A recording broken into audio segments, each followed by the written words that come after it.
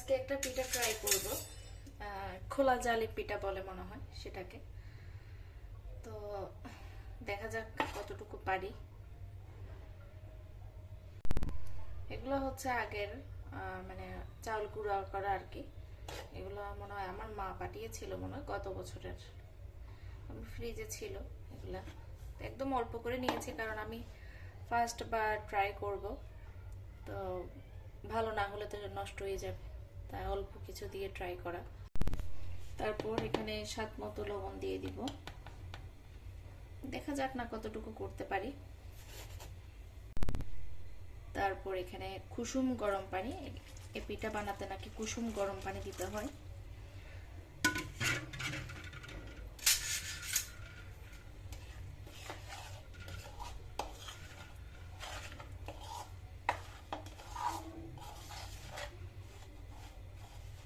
তো এখানে আমি নিয়েছি 1 কাপের মতোই মনে হয়, চাউলের গুঁড়া 1 কাপের মতো নিয়েছি, কারণ আমি ফার্স্ট বার ট্রাই করছি। যদি ভালো না হয় নষ্ট হবে তাই। তো আমার মিশ্রণটা একদম ভালো করে মিক্স করে নিয়েছি। আর এটা নাকি চাউলের গুঁড়ি দিয়ে করতে হবে, আটা বা ময়দা এই ধরনের কোনো গুঁড়া দিয়ে করলে নাকি ভালো হয় না।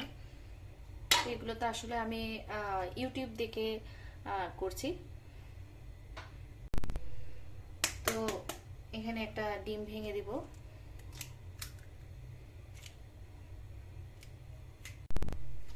এটা মিক্স করে নেব।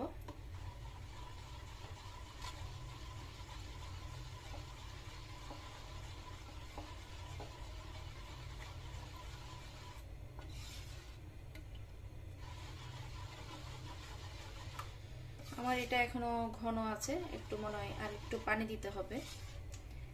এটা বেশি পাতলাও করা যায় না নাকি, আবার বেশি ঘন করা যায় না। খুব সুন্দর করে মিশ্রণ হয়ে গিয়েছে, দেখতে খুবই সুন্দর লাগছে। আমার এটার ঘনত্বটা আপনাদেরকে দেখাচ্ছি, দেখুন।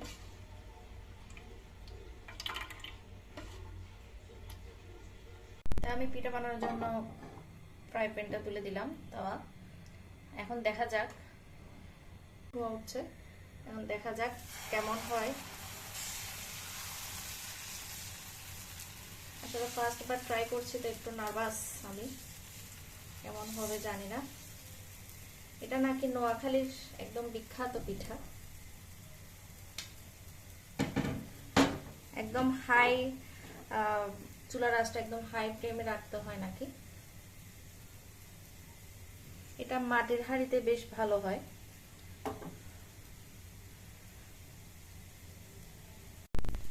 তো পিঠাটা একদম ছিদ্র ছিদ্র হয়ে গিয়েছে। আমি ইউটিউবে দেখেছি, মানে ছিদ্র ছিদ্র হয়ে গেলে নাকি পিঠাটা নাকি একদম হয়ে যায়। অপর পিঠটাও কিন্তু খুবই সুন্দর হয়েছে, দেখুন আপনারা। আশা করছি আমি মোটামুটি পেরেছি। খেয়ে দেখার পালা আর কি। আমার ফার্স্ট টাইম বানানো, খেয়ে দেখা যাক। এটা নাকি গুড় দিয়ে খেতে ভালো লাগে, খোলা যা পিঠা। আমি ট্রাই করে দেখব, দেখা যাক। আপনাদেরকে রিভিউ দিব, কেমন হয়েছে জানাবো। এখন খেয়ে দেখি, নিজে খেয়ে দেখবো, তারপর আমার ছেলেকে আমার বরকে খাওয়াবো। ওদেরকে কিন্তু এখনো খাওয়ানো হয় নাই আমার।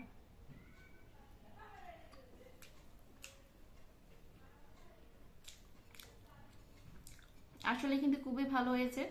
আর পিঠাটা দেখতে দেখুন, দেখতে কিন্তু খুবই সুন্দর হয়েছে। আর মাটির হাঁড়িতে নাকি করলে আরো বেশ ভালো হয়।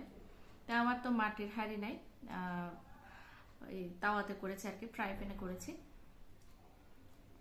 এটা বিশেষ করে আপনার গুড় দিয়ে নানান ধরনের চাটনি, মুড়ি চাটনি, শুটকি চাটনি, এগুলো দিয়ে খেতে কিন্তু বেশ ভালোই লাগবে। তো আমার রেসিপিটি যদি ভালো লেগে থাকে লাইক কমেন্ট করবেন, পাশে থাকবেন আশা করছি। টাটা।